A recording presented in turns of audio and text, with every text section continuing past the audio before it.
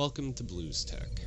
When trying to make the next video in a series on the Maquis, I began to feel it necessary to give a brief overview on the origins of the Maquis, to give some context to the rest of our discussion on this topic.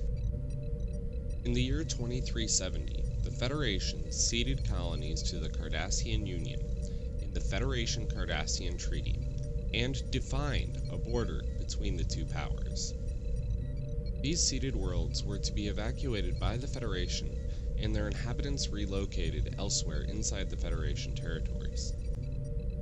In the Next Generation episode Journey's End, that takes place on Dorvan 5, we get a really good highlight on the beginnings of the Maquis.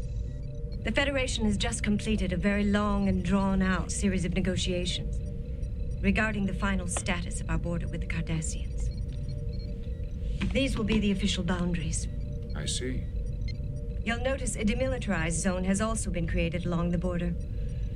Neither side will be permitted to place military outposts, conduct fleet exercises, or station warships anywhere in the demilitarized area.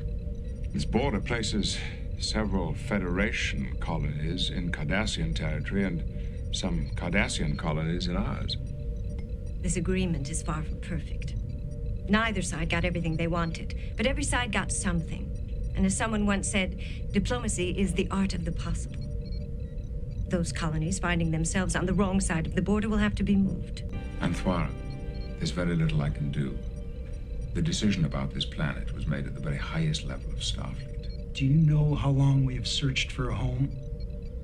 Almost 200 years. Then we found this world.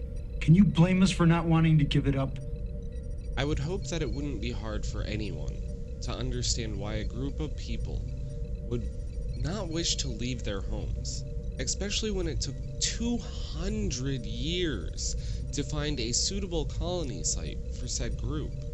Anthwara, I want to be absolutely sure that you understand the implications of this agreement.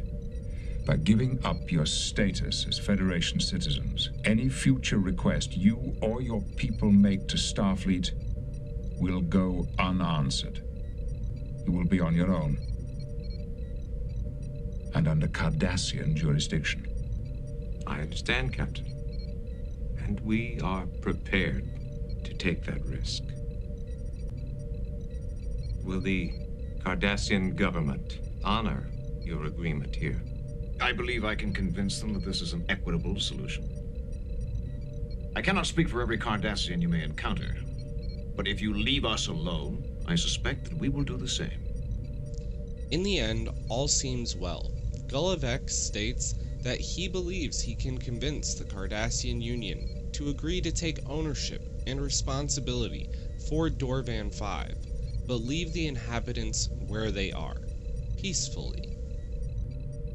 Whether or not Gullivex was earnest in his thoughts on the show is not up for debate at this time, so he could have just been saying what the Federation and the Dorvan 5 inhabitants wanted to hear, or he could have truly thought it would all turn out okay.